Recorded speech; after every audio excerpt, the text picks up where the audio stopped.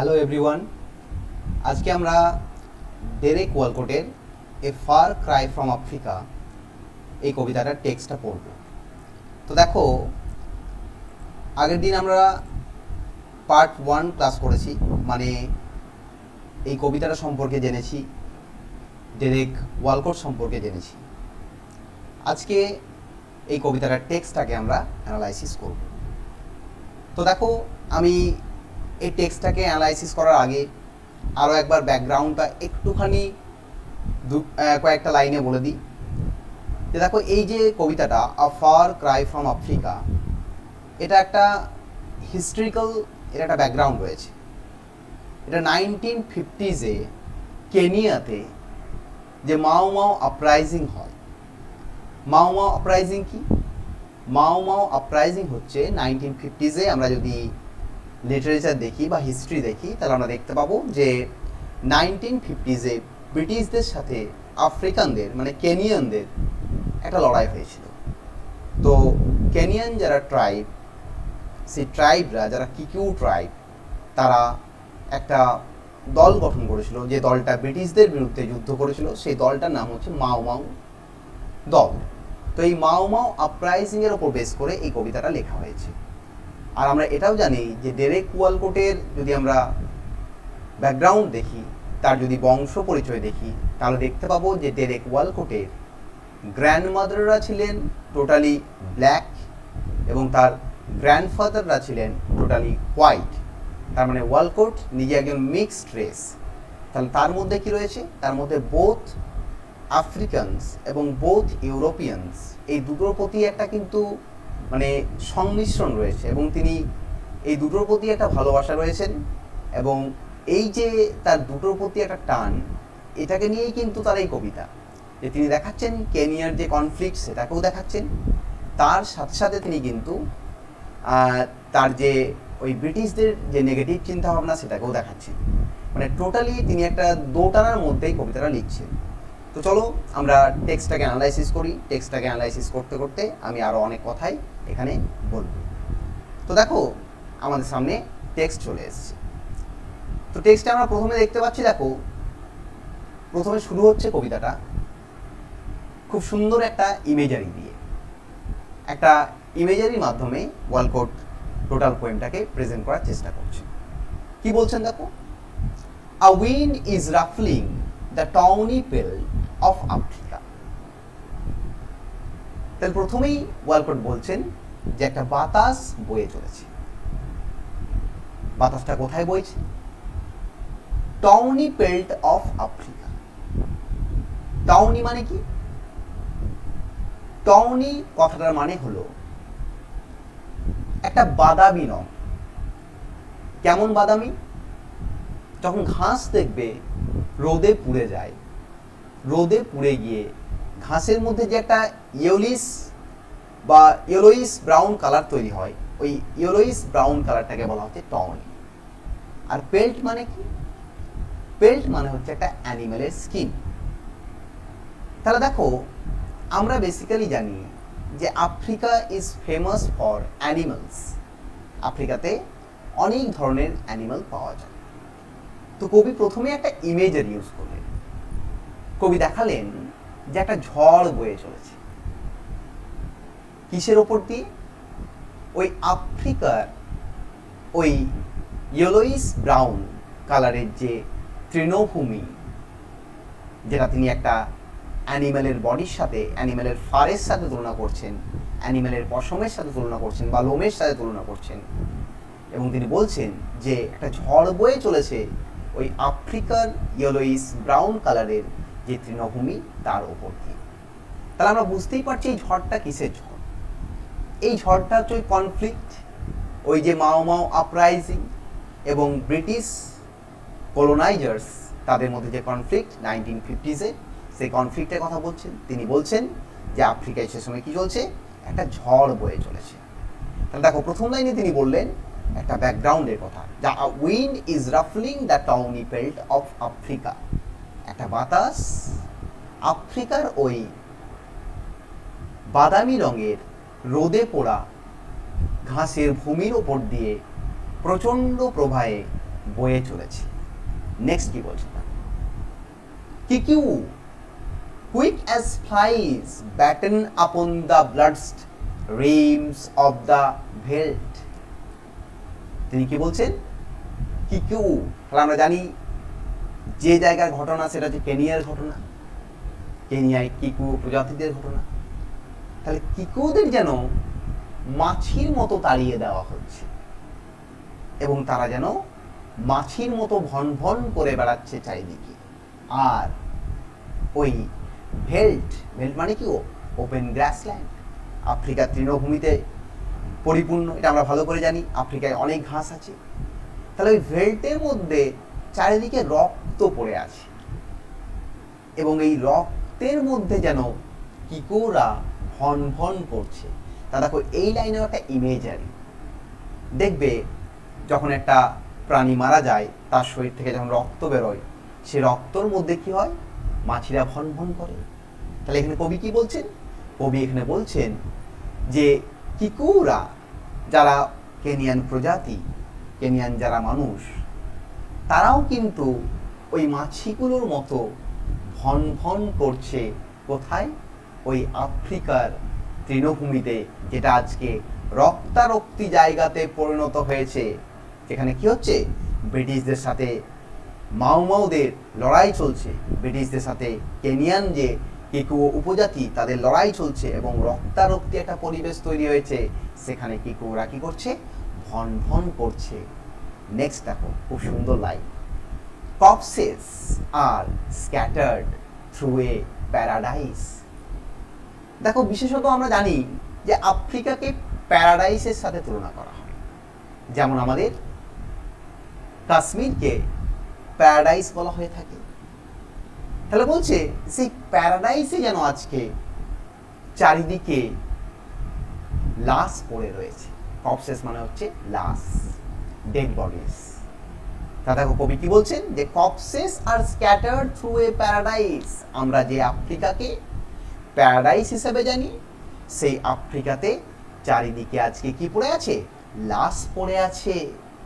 Next line দেখো, বিখ্যাত line, only the worm kernel of carrion cries। শুধুমাত্র লাশগুলোর মধ্যে যে পোকাগুলো রয়েছে, দেখো লাশ পড়ে থাকলে লাশ পচে যাবে, পচলেই পোকা হবে। তাহলে মানুষ সব মরে গেছে, অনেক স্লটার হয়েছে, যুদ্ধ হলেই মানুষ হবে, লড়াই হলেই মানুষ মরবে। তাহলে যুদ্ধ যখনই হচ্ছে তখনই মানুষ মরছে। তাহলে মানুষ মরছে, ডেড বডি পড়ে রয়েছে এবং ডেড বডির মধ্যে কি হয়েছে, পোকা হয়েছে। কি হয়েছে, পোকা, ওয়ার্ম, ওম মানে পোকা। তবে মৃত একটা ডেড বডি থেকেই বা একটা ডেড বডি থেকে কি হয়, পোকা তৈরি হয়। তাহলে পোকা তৈরি হয়েছে এবং পোকাগুলো যেন চিৎকার করে বলছে, কি বলছে গো, waste no compassion on this separate date। তাহলে এই যে এখানে মারা গেছে, সেপারেট ডেট মানে এখানে ব্রিটিশরাও মারা গেছে, এখানে আফ্রিকানসরাও মারা গেছে, কেনিয়ানরাও মারা গেছে, কিকুরাও মারা গেছে। তাই ওই পোকাগুলো যেন চিৎকার করে বলছে, ওই পচা মাংস থেকে পোকাগুলো যেন চিৎকার করে বলছে যে যারা মারা গেছে, যারা শেষ হয়ে গেছে, তাদের প্রতি কোনো সহানুভূতি দেখিয়ে লাভ নেই, কোনো কম্প্যাশন দেখিয়ে লাভ নেই, কারণ তাদের প্রতি কম্প্যাশন দেখানো মানে বেকার। তাহলে ব্রিটিশরাও মারা গেছে, কেনিয়ানরাও মারা গেছে, তাদের পোকাগুলো যেন চিৎকার করে বলছে যে এদের প্রতি সহানুভূতি দেখিয়ে কোনো লাভ নেই, কারণ তারা তো মারা গেছে। নেক্সট দেখো কবি কি বলছে, নেক্সট বলছেন দেখো, statistics justify and scholars siege the salience of colonial policy। Statistics মানে পরিসংখ্যান, কত মানুষ বেঁচে আছে, কত মানুষ মারা গেছে, কতটা ক্ষতি হলো, কতটা লাভ হলো, এই যে পরিসংখ্যান, একেই বলা হয় স্ট্যাটিস্টিক্স। তাহলে কবি কি বলছেন, স্ট্যাটিস্টিক্স জাস্টিফাই। দুদলই স্ট্যাটিস্টিক করছে, কেনিয়ানরাও স্ট্যাটিস্টিক্স করছে, ব্রিটিশরাও করছে, বাট বেসিক্যালি এখানে স্ট্যাটিস্টিক্স বলতে ব্রিটিশদের বলা হয়েছে। কারণ দেখো ব্রিটিশরা কেনিয়ানদের চেয়ে উন্নত, তারা সিভিলাইজড, তাহলে স্ট্যাটিস্টিক্স টার্মটা ব্রিটিশদের সাথে অ্যাসোসিয়েটেড। দেন ব্রিটিশরা কি করছে? স্ট্যাটিস্টিক্স করছে। অ্যান্ড স্কলার্স সিজ, স্কলার্স বলতে কাদেরকে বলা হয়েছে? বুদ্ধিজীবীদের বলা হয়েছে, ক্রিটিকদের বলা হয়েছে। তাহলে সমস্ত স্ট্যাটিস্টিক্স পড়ছে কারা পড়ছে গো? স্কলার্সরা। কিন্তু তারা সিজ, তারা চুপচাপ রয়েছে, তারা আজকে কোনো প্রতিবাদ করছে না।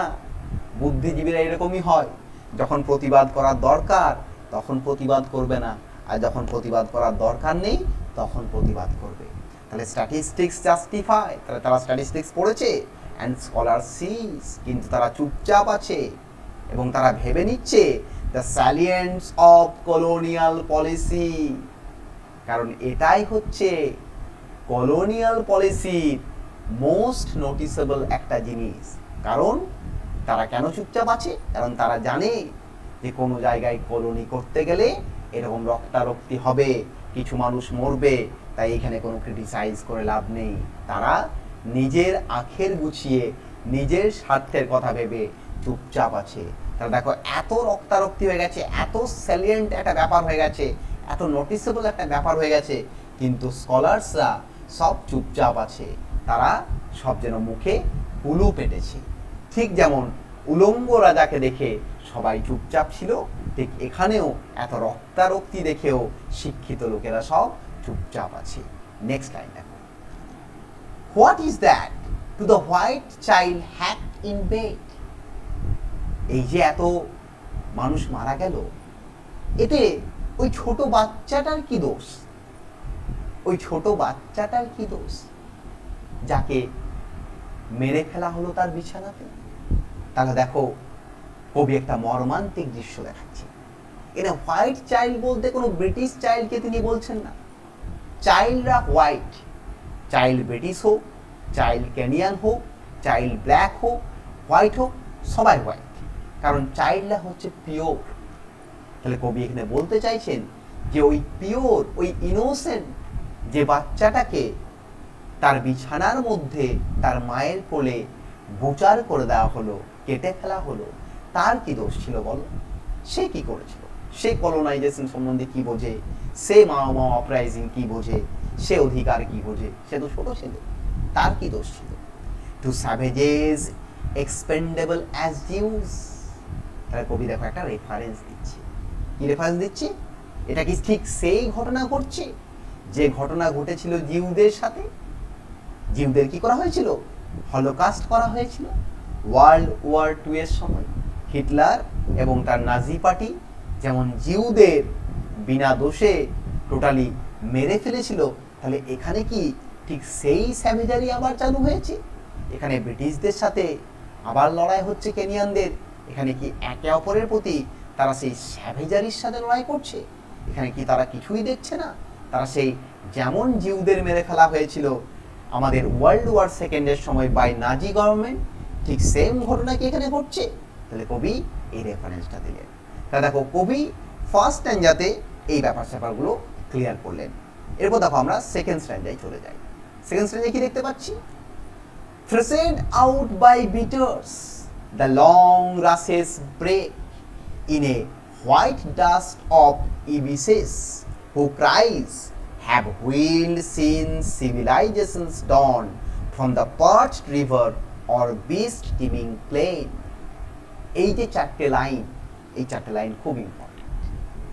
প্রথম 2 লাইনে রয়েছে একটা হান্টিং ইমেজারি, আর সেকেন্ড 2 লাইনে রয়েছে একটা ইমেজারি অফ সিভিলাইজেশন। তাহলে কবি কি বলছেন? Threshed out by beaters, the long grasses break in a white dust of ibises whose cries have wheeled since civilization's dawn from the parched river or beast teeming plain. মানেটা clear করি। তাহলে থ্রেসেড out by বিটার্স, দেখবে যখন শিকার করা হয়, শিকার করার সময় কি করা হয়? কোনো পশু ঝোপের মধ্যে ঢুকে পড়লে তাকে ঢাক ঢোল পিটিয়ে বার করা হয়। তাহলে এখানে কবি দেখাচ্ছেন যে সিভিলাইজেশন একটা পশু, সিভিলাইজেশন একটা পশু, আর আমরা সবাই স্যাভেজ, হিউম্যানিটি স্যাভেজ। হিউম্যানিটি কি করছে? ওই সিভিলাইজেশনকে পশুর মতো ঢাকঢোল পিটিয়ে ঝোপ থেকে খুঁজে বার করছে এবং খুঁজে বার করে তার হত্যা করছে। তাকে কি করছে? হত্যা করছে। দ্য লং রাসেস ব্রেক, তার মানে সিভিলাইজেশন ভয়ে ছুটে বেরিয়ে পড়ছে in a white dust of ibises. এবং সেই সিভিলাইজেশন, ইবেসিস কি? ইবেসিস একটা পাখির নাম। ইবেসিসকে বলা হয় the bird of civilization. In a white dust of ibises, এবং সেই সিভিলাইজেশনকে বা বার্ড অফ সিভিলাইজেশনকে মেরে ফেলা হচ্ছে এবং তাকে ধুলোতে পরিণত করা হচ্ছে। whose cries have wheeled since civilization's dawn। এবং আমরা জানি এই ইবেসিস পাখি যে সিভিলাইজেশনের সূচনা করেছিল, ইবেসিস পাখিকে ধরা হয় সিম্বল অফ সিভিলাইজেশন। তাহলে যে সিভিলাইজেশন এতদিন উত্থান হয়েছিল, সেই সিভিলাইজেশনের উত্থানের দিন থেকে ইবেসিস পাখি তার গান গেয়ে গেছে, কিন্তু আজকে সেই সিভিলাইজেশনকে কি করা হচ্ছে? হান্ট করে ফেলা হয়েছে, তাকে মেরে ফেলা হয়েছে। এবং সেই কারণে সেই ইবেসিস পাখিও কি হয়েছে? ধুলোতে পরিণত হয়েছে। এবং এই ইবেসিস পাখি কোথেকে গিয়েছিল? দেখো পরের লাইনে বলছে, from the parched river or beast teeming plain. কোনো শুকনো একটা নদী থেকে বা কোনো একটা জন্তু শিকারের মাঠের মধ্য থেকেই কিন্তু আমাদের সিভিলাইজেশন উঠে এসেছিল।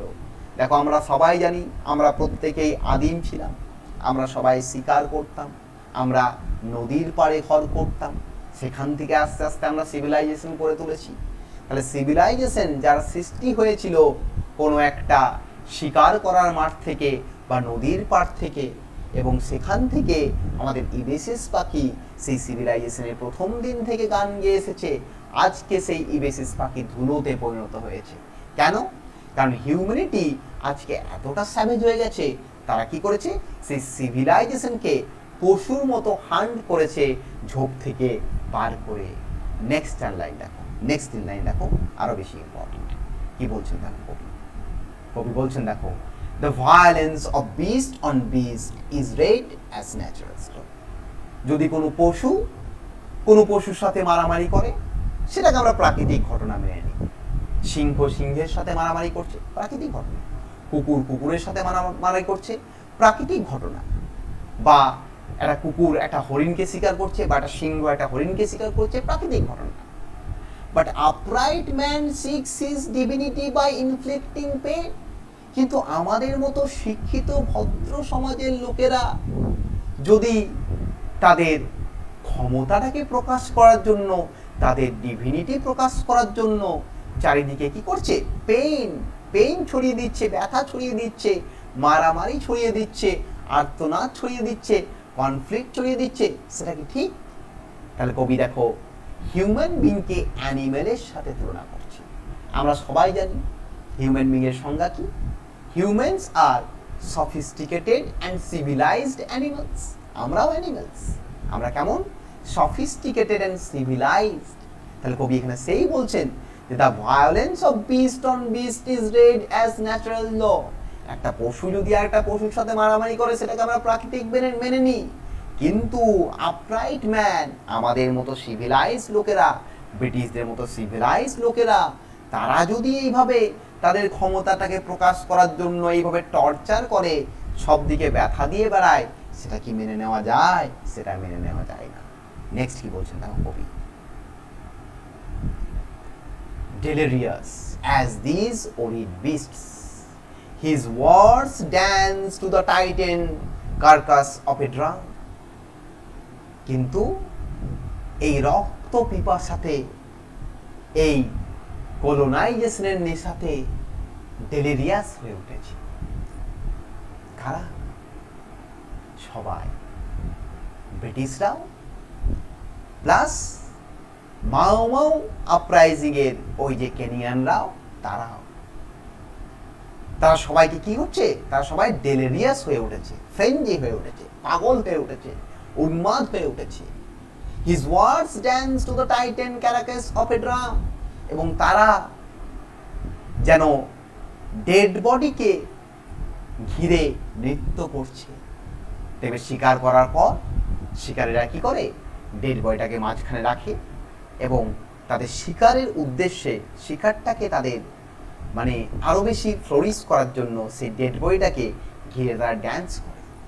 তো এখানে কবি বলছেন যে মানুষ আজকে এতটা হিংস্র হয়ে গেছে, বোথ আফ্রিকানস এবং বোথ সিভিলাইজড ইউরোপিয়ানসরা, যারা নিজেদের ক্ষমতা প্রকাশ করার জন্য তারা ফ্রেঞ্জি হয়ে উঠেছে, ডেলিরিয়াস হয়ে উঠেছে, এবং তারা ওই বিস্টের মতো, পশুদের মতো ড্যান্স করছে, তারা পাগলের মতো ড্রাম বাজিয়ে ড্যান্স করছে একটা কার্কাস বা একটা ডেড বডিকে ঘিরে। মানে এই যে যুদ্ধ হচ্ছে কেনিয়ানদের সাথে ব্রিটিশদের, এখানে অনেক লোক মারা যাচ্ছে এবং মৃত্যু যেন সবাইকে আরও বেশি উন্মাদ করে তুলছে, আরও বেশি যেন তারা মৃত্যু নাচে নিজেদেরকে প্রকাশিত করছে, যেন তারা আরও বেশি তাণ্ডব করছে, আরও যেন তারা বেশি নটরাজ হয়ে উঠছে। While he calls courage still that native dread of the white peace contracted by the day. এদিকে এই জিনিসটাকেই প্রত্যেকে তারা কারেজ মনে করে, এই জিনিসটাকেই তারা প্রত্যেকে কি মনে করছে? কারেজ মনে করছে। কিন্তু কারেজ মনে করছে, আবার তাদের মনের মধ্যে একটা নেটিভ ড্রেড, একটা ভয়ও জন্মাচ্ছে। কারণ দেখো তাদের মরছে কি, তাদেরও একটা লোক মরছে, ওদেরও লোক মরছে। তাহলে এই জিনিসটাকে একজন সিভিলাইজড মানুষ বলো বা কেনিয়ান মানুষ বলো, সে কারেজ মনে করছে এই যুদ্ধ করাটাকে, এই ক্ষয়ক্ষতি করাটাকে, এই প্রাণনাশটাকে।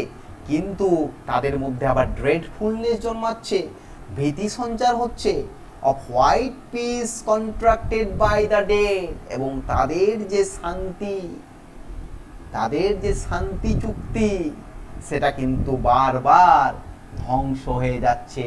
কিসের মাধ্যমে? মৃত্যুর মাধ্যমে। তারা দেখো তারা নিজেদেরকে কারেজিয়াস ভাবছে, তারা ভাবছে যে তারা এই যুদ্ধ করছে, তারা একটা কারেজিয়াস কাজ করছে। কিন্তু পরক্ষণেই তাদের মধ্যে আবার চিন্তা আসছে। কি চিন্তা আসছে? যে না, তাদের এই কারেজটা বেকার, এটা ড্রেডফুল, এটা ভয়ানক। এবং তারা এই যে যেটা করছে সেটা কি? সেটা কিছুই না, সেটা শুধু মৃতের সংখ্যা বাড়াচ্ছে, তাদের মধ্যে কোনো পিস তৈরি হচ্ছে না। তারা সব কিছু জেনে বুঝেও কিন্তু মারামারিতে নিজেদেরকে ডেলিরিয়াস ভাবে নিযুক্ত করছে, ফ্রেঞ্জি ভাবে নিযুক্ত করছে। তো সেকেন্ড স্ট্যান্ডা হয়ে গেল, থার্ড স্ট্যান্ডায় চলে যায়। কি বলছে তখন third স্ট্যান্ডায়? Again, Brutish necessity wipes its hands upon the napkins of a dirty cause. Brutish necessity, তাই মানুষ তার এই ভয়ানক প্রয়োজনীয়তার জন্য, দেখো ব্রিটিশদের প্রয়োজনীয়তা কি গো? আফ্রিকাকে ক্যাপচার করতে হবে। আফ্রিকানদের প্রয়োজনীয়তা, ব্রিটিশদের তাড়াতে হবে। তাহলে এই মানুষ তার ব্রিটিশ প্রয়োজনীয়তা, মানুষের মধ্যে যে চাহিদা, এই চাহিদার জন্য মানুষ কি করছে? মানুষ তাদের যে নোংরা হাতগুলো পরিষ্কার সাদা ধপধপে ন্যাপকিনের মধ্যে মুছছে। দেখো সাধারণ কেনিয়ান মানুষরা তারা ইফেক্টেড হচ্ছে, সাধারণ সোলজার্সরা তারা ইফেক্টেড হচ্ছে। কিন্তু যারা পলিটিশিয়ানস, যারা ব্রিটিশ পলিটিশিয়ানস, তারা তাদের নোংরা হাতগুলো মুছছে এদের রক্তের দ্বারা। দেখো মাও মাও আপরাইজিং, কেনিয়ানরাই মাও মাও আপরাইজিং করছে, মানলাম, বাট সাধারণ মানুষরা কিন্তু এইসব কিছুই চায় না। সাধারণ মানুষরা শান্তিতে বাঁচতে চায়, তারা লড়াই চায় না, তারা যুদ্ধ চায় না। ক্ষমতা কারা চায়? ক্ষমতা চায় পলিটিশিয়ানরা, ক্ষমতা চায় উচ্চবিত্ত মানুষেরা, ক্ষমতা চায় একটা আপার ক্লাসের লোকেরা। তাহলে এই ব্রিটিশ নেসেসিটি, তাদের এই ভয়ানক প্রয়োজনীয়তা, যে কারণে তারা কি করছে? তাদের যে ডার্টি হ্যান্ডস, তাদের যে রক্তাক্ত যে নোংরা হাতগুলো, তারা এই সাদা ধপধপে ন্যাপকিনগুলোর মধ্যে মুছে ফেলে দিচ্ছে। Again a West of our compassion, এবং মানুষের মধ্যে যে কম্প্যাশন, যে বন্ধুত্ব সুলভ মনোভাব, সেটা ধ্বংস হয়ে যাচ্ছে। অ্যাজ উইথ স্পেন, কবি এখানে আবার একটা রেফারেন্স দিলেন, ঠিক যেমন স্পেনের ক্ষেত্রে হয়েছিল। স্পেন বলতে এখানে স্প্যানিশ সিভিল ওয়ারের কথা বলা হয়েছে, যেটা 1936 থেকে 1939-এ হয়েছিল। তাহলে অ্যাজ উইথ স্পেন, তাহলে দেখো এখানেও একটা সিভিল কনফ্লিক্ট চলছে। দেখো কেনিয়ার মধ্যে একটা ওয়ার চলছে, কেনিয়ার মাও মাও আপরাইজিং, কেনিয়ার লোকেরা জেগে উঠেছে, কেনিয়ার যারা উগ্রপন্থী বা মাওবাদী দল তারা জেগে উঠেছে। তারা কি করছে? লড়াই করছে। তাদের সাথে লড়াই করছে, তারা ব্রিটিশদের সাথে লড়াই করছে, এবং ব্রিটিশদের যে সমস্ত ব্রিটিশ লোকেরা যারা কলোনি করতে চায় তারা লড়াই করছে। ঠিক এটাকে কবি তুলনা করছেন কার সাথে? স্প্যানিশ যে আমাদের সিভিল ওয়ার তার সাথে। এ ওয়েস্ট অফ আওয়ার কম্পাসন, আমাদের মধ্যে যে বন্ধুত্ব সুলভ মনোভাব যেটা নষ্ট হয়ে যাচ্ছে, অ্যাজ উইথ স্পেন, ঠিক যেমন স্পেনে হয়েছিল। The gorilla wrestles with the superman. এখানে গরিলা কাদেরকে বলা হয়েছে? এখানে গরিলা বলতে কবি বুঝিয়েছেন আফ্রিকানদের। আফ্রিকানদের যে নেগেটিভটা, সেই নেগেটিভটাকে দেখিয়েছেন।